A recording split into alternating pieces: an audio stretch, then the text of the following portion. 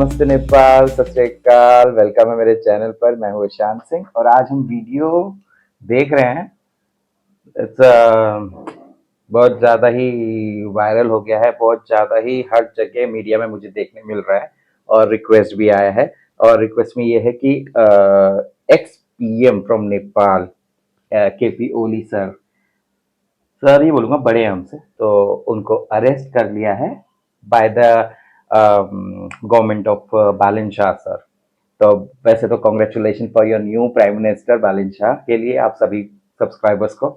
But ये video बहुत surprisingly थी। मैं सोच में पड़ गया कि ऐसा क्या हो गया जिसमें केपी ओली शर्मा को अरेस्ट कर लिया है। ऐसा क्या किया उन्होंने, मेरे को कुछ भी मतलब इंफॉर्मेशन नहीं। बस इतना पता है कि he is a communist party जो चाइना से ज़्यादा क्लोज है और चाइना के जो भी आइडियाज़ चाइना देता है वो वही फॉलो करता है और उन्हीं से कनेक्शन रखता है। ऐसा कुछ मुझे पता है। कम्युनिस्ट पार्टी तो वही होती है ना। तो एनीवेज अब देखते हैं। और प्लीज़ नाराज नहीं होना, चिढ़ना मत। मैं वीडियो देख रहा हूँ और मैं वही पॉइंट बोल रहा हूँ जो मुझे पता है। आपको पता है तो कमेंट पे बताओ कि आप लोग सुखी हो, मतलब सुकून मिला है या नहीं मिला है। तो अभी हम चलेंगे इस वीडियो की तरफ। ये मैं देखने जा रहा हूँ फ्रॉम ब्रेकिंग ट्यूब। और अब रमेश लखन कौन है पता नहीं।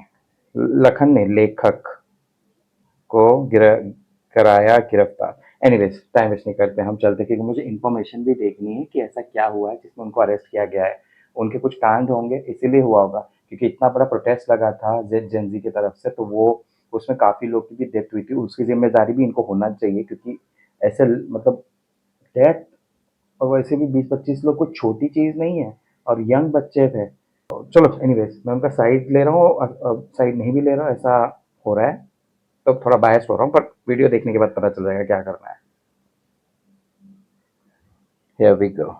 अगर आपने अनिल कपूर की film Nayak the real hero देखी है तो आपको वो सीन जरूर याद होगा जब एक आम आदमी सिस्टम को चुनौती देता है और फिर एक दिन के लिए ही सही लेकिन पूरी राजनीति को हिला देता है। ठीक वैसा ही कुछ ऐसा नेपाल में होता हुआ है, जहां सत्ता बदली, फैसले बदले और पुराने ताकतवर चेहरों पर कानून का सिकंजा कसता हुआ। नमस्कार दोस्तों, मैं हूं अवनीश विद्यार्थी और आप देख रहे हैं ब्रेकिंग। नेपाल में सत्ता परिवर्तन के ठीक अगले ही दिन ऐसा सियासी भूचाल आया जिसने पूरे देश का ध्यान खींच लिया।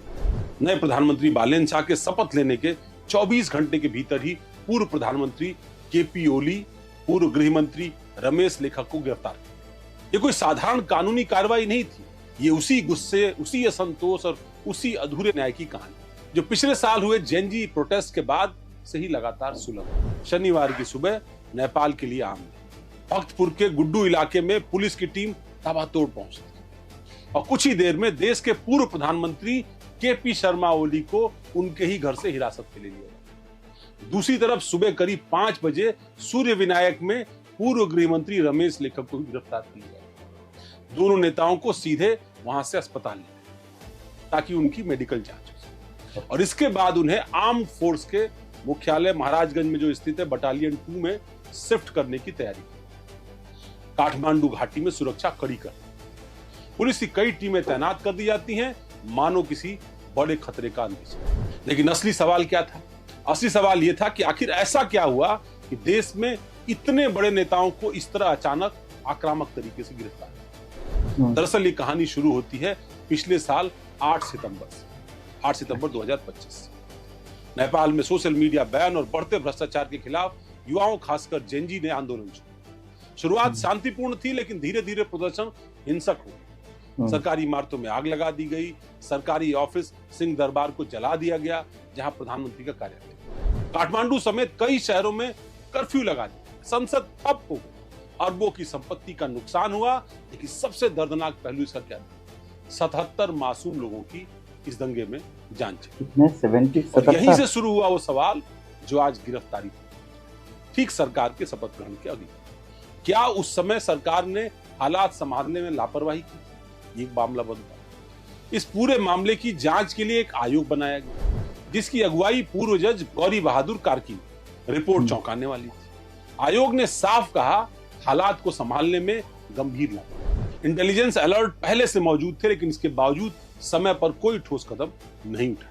नतीजा, पूरा देश हिंसा की चपेट में। सबसे बड़ा, करीब 4 घंटे तक गोलीबारी चली, लेकिन उसे रोकने के लिए कोई निर्णायक फैसला नहीं लिया। आयोग ने सिर्फ नेताओं को ही नहीं, बल्कि पूरे प्रशासनिक ढांचे को कटघरे में खड़ा किया था अपनी जांच में।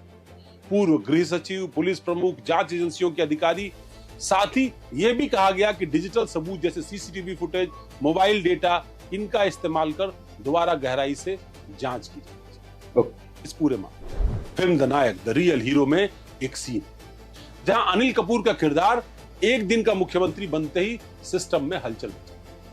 नेपाल के बालेन शाह तो आगे कई सालों के लिए। बालेन का आगमन ही कुछ वैसा ही लगा। 35 साल का एक युवा जो पारंपरिक राजनीति से बिल्कुल अलग, रैप के जरिए जनता से संवाद करता है, जो सिस्टम बदलने की बात करता है, और शपथ लेने के कुछ ही घंटों के अंदर एक गाना भी रिलीज हुआ जिसमें भ्रष्टाचार के खिलाफ लड़ाई और मैंने भी किया रिएक्शन उसमें, देखना बायो में दिया है। वाला गाना तो आपने सुन लिया, बहुत अच्छा गाना था, बहुत अच्छा था, मुझे अच्छा लगा। इतने बड़े नेताओं की, पूर्व प्रधानमंत्री थे, उनकी गिरफ्तारी हो जाती, गृह मंत्री गिरफ्तारी हो जाती। ये महज सहयोग नहीं है, गिरफ्तारी से ठीक पहले प्रधानमंत्री बालेन शाह की अध्यक्षता में कैबिनेट की बैठक, इसी बैठक में जांच आयोग की रिपोर्ट को लागू करने का फैसला लिया। यानी ये कोई कार्रवाई अचानक नहीं थी, एक सोची समझी कानूनी प्रक्रिया का हिस्सा।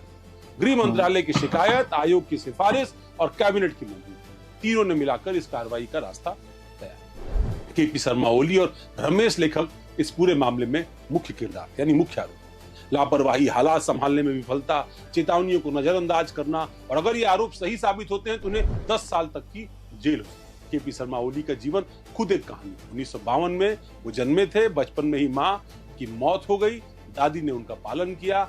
उन्होंने कम उम्र में ही राजनीति में एंट्री की। वो कम्युनिस्ट विचारधारा से जुड़े और झापा आंदोलन का हिस्सा, जहां बड़े बड़े जमींदारों के खिलाफ बहुत बड़े बड़े आंदोलन। अब सोचिए, आंदोलन से जन्मे थे केपी और किस दिशा में पूरे देश को लेकर चले। इस दौरान उन पर हत्या के आरोप लगे, उन्हें जेल जाना था। करीब 14 साल ओली जेल में रहे, लेकिन यहीं से उन्होंने अपने राजनीतिक व्यक्तित्व को मजबूत। 1990 के दशक में लोकतांत्रिक आंदोलन में वो फिर से हो। 2015 में पहली बार प्रधानमंत्री बने, 2018 में दोबारा सत्ता में आए, 2024 में चौथी बार प्रधानमंत्री बने, लेकिन 2025 में जेन जी के आंदोलन ने उनकी सरकार गिरा दी, सरकार तबाह। और अब वही आंदोलन उनकी गिरफ्तारी की वजह बना। जेन जी आंदोलन सिर्फ एक विरोध नहीं, वो एक संदेश था। गुस्सा युवाओं ने नेताओं पर हमला किया, पूर्व पीएम समेत कई मंत्रियों को पीटा। ये दिखाता है कि जनता का भरोसा किस कदर टूट गया। पहले राजशाही, फिर लोकतंत्र की बहाली और फिर ये नजारा। ओली को आखिरकार इस्तीफा देना और सुरक्षित स्थान पर उनको ले जाना। बालेन शाह पारंपरिक नेता नहीं, इंजीनियर, रैपर और युवा चेहरा। उनकी राष्ट्रीय स्वतंत्र पार्टी ने चुनाव जीत भी लिया, उनको प्रधानमंत्री पद पर भी बैठा दिया। उनका पहला संदेश ही अलग था, एकता हमारी ताकत है। अब सवाल यह है कि क्या वो सिर्फ बातें करेंगे या सिस्टम को बदलेंगे। गिरफ्तारी ने एक संकेत तो दे दिया है। नेपाल इस वक्त एक बड़े ट्रांजिशन फेज में। सवाल कई हैं कि क्या ये कार्रवाई न्याय है या राजनीतिक बदलाव। क्या जांच निष्पक्ष होगी, क्या अन्य बड़े अधिकारी भी गिरफ्तार किए जाएंगे, क्योंकि कहा गया कि इस सब के पीछे नौकरशाही और सेना भी शामिल। अब सबसे बड़ा सवाल, क्या बालेन शाह वाकई सिस्टम तब्दील कर पाएंगे। फिल्म में तो बदलाव आसान लगता है, एक दिन में फैसले, एक ही दिन में सफाई, लेकिन असल जिंदगी में सिस्टम जटिल। नेपाल में जो हो रहा है वो एक लंबी लड़ाई की शुरुआत मानो। अगर ये कार्रवाई निष्पक्ष और पारदर्शी रही तो ये देश के लिए एक नया अध्याय बन सकता, और अगर नहीं तो यही एक और राजनीतिक कहानी बनकर सामने फिर उभर। नेपाल की कहानी अभी खत्म नहीं है, ये तो बस शुरुआत है। एक तरफ युवा प्रधानमंत्री, दूसरी तरफ पुराने दिग्गज, बीच में जनता का गुस्सा और न्याय की। ठीक नायक द रियल हीरो की, जहां सवाल सिर्फ सत्ता का नहीं बल्कि सिस्टम बदलना। अब देखना यह है कि नेपाल की यह कहानी फिल्म की तरह खत्म होती है या फिर इतिहास बन जाती है। फिलहाल आपका इस पूरे मामले पर क्या कहना है, हमें कमेंट करके जरूर बताइएगा। नेपाल के जो लोग लगातार हमारे व्यूअर्स बन रहे हैं, लगातार हमें सब्सक्राइब कर रहे हैं, फॉलो कर रहे हैं, उनका मैं धन्यवाद देना चाहूंगा। खासतौर पर जेन जी के आंदोलन के बाद से ही जिस तरह की सीरीज हमने शुरू की नेपाल को लेकर के, वहां हो रहे राजनीतिक गतिविधियों को लेकर के, आप आपका बहुत सारा प्यार हमको मिला है, बहुत सराहना मिली, सुझाव भी मिले हैं और उन सुझावों पर भी हम लगातार काम कर रहे हैं। हम कोशिश कर रहे हैं कि हर एक दिन हम कुछ न कुछ, जो वहाँ सरकार में तब्दीली आ रही है, किस तरह के किरदार वहाँ काम कर रहे हैं, बालेंद्र शाह के अलावा कुछ और चेहरे जो वहाँ महत्वपूर्ण भूमिका निभा रहे हैं, वो कौन लोग, क्योंकि सब के सब युवा है। ऐसा तो नहीं होगा कि ये इनएक्सपीरियंस उन पर भारी पड़ जाएगा, उसको कैसे वो हैंडल कर रहे हैं। सेना और पुलिस को, यानी जो नौकरशाही है, उसको किस तरीके से वो हैंडल कर रहे हैं, इस पर हमारी निगाह बनी रहेगी और हम बार बार अलग अलग तरह का विश्लेषण आपके सामने लेकर के आते हैं। बहुत बहुत धन्यवाद। नमस्कार।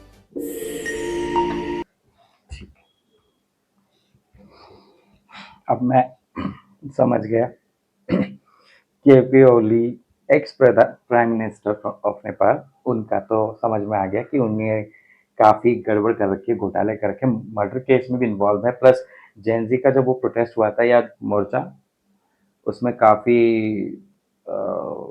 मुझे पता है कि लाइफ यंग जिन्होंने प्रोटेस्ट किया उनकी डेथ हुई, उन्होंने अपनी लाइफ खो दी। तो फिर किसके कारण? Definitely the same person, KP Oli. But अब पॉलिटिक्स है, पॉलिटिक्स में we can't trust politicians. Okay, सब अपने सीट के लिए ही करते हैं। बट मैं अभी जिस तरह बालन शाह सर को देख रहा हूँ, उनके जो रैप सॉन्ग है सारे सब मोटिवेट, लाइक देश के करप्शन से लेके उनके देश के नागरिकों के लिए जो मैसेज भेजते हैं गाने के थ्रू, तो वो चीज़ आज वो रियल लाइफ में एज अ प्रधानमंत्री उन्होंने कसम जैसे शपथ ली, तो उसके बाद से उन्होंने वो वादा निभाना शुरू कर दिया है, जो अभी एग्जाम्पल पहला दिख रहा है। अब इस वीडियो में ये भी कहा है कि जैसे कंपेयर किया नायक मूवी के तरह, तो नायक मूवी में जो चीज़ दिखी है वो चीज़ बहुत मोटिवेट करने वाली चीज़ें हैं। हर मिनिस्टर लोग को जो भी रिस्पॉन्सिबिलिटी फॉर नेशन रखते हैं तो उनको ये चीज़ सीखनी चाहिए। बट एक और पॉइंट ये था कि इसमें एक दिन में हर चीज़ सॉल्व नहीं होती है, ठीक है? तो जनताओं को ये कह रहा हूँ कि आप बालन शाह सर जैसे आप प्रधानमंत्री बने हैं, डोंट थिंक कि अभी हो जाए, अभी सॉर्ट आउट हो जाए, नहीं, टाइम लगता है। देखो, जानो, और अगर वो अच्छा कर रहे हैं तो उनका साथ, सच में बोल रहा हूँ, साथ देते रहो। और कम्युनिस्ट पार्टी जैसे बोलते हैं ना, तो we all know communist party कैसे होते हैं। अब क्या बोलूं, मतलब ये है कि, तो बस अभी इतना तो है कि भैया अरेस्ट तो हो गए हैं, क्योंकि मैं हर जगह वीडियो, मतलब मेरे को एक सजेशन आया, उसके बाद फिर मैं वीडियो ऐसे देखा, चलो देखता हूँ, फिर न्यूज़ देखा, मैंने कहा हाँ, केपी ओली का भी होगा 2 दिन पहले। मुझे हर न्यूज़ बाद में क्यों पता चलती है? या तो मैं जॉब छोड़ देता हूँ, जॉब छोड़ने के बाद यहाँ बैठ जाता हूँ, फिर मैं न्यूज़ उसी यूट्यूब भी खोल के चलाता देखता रहता हूँ, स्क्रॉल करता तो क्या क्या हो रहा है। बट स्टिल मैं आ गया, मैंने देखा, मुझे भी पता रहना चाहिए ये सब चीज़ें। और अब जब स्टार्ट, मतलब शुरुआत हो ही गई है, मतलब बालन शाह सर ने अपना, मतलब the new prime minister of Nepal, उन्होंने शुरू कर दिया है अपना काम। तो देखते हैं कब तक चलता है, क्या होता है और कितना प्रगति करता है हमारा नेपाल, आपका नेपाल, हम सबका नेपाल। और मैं चाहता हूँ कि बस सब चीज़ सही रहे, बस खुशी से रहो भाई। डेवलपमेंट होना जरूरी है, डेवलपमेंट हो, प्रकृति का भी कंट्रोल हो रहे और डेवलपमेंट भी रहे। और जो गलत करे देश के विरोध में जाते हैं और देश के लिए अपने जो अच्छा कर रहे हैं उनके अगेंस्ट में बोलते हैं, प्लीज उनके चैनल पर तो रिपोर्ट मारते रहो।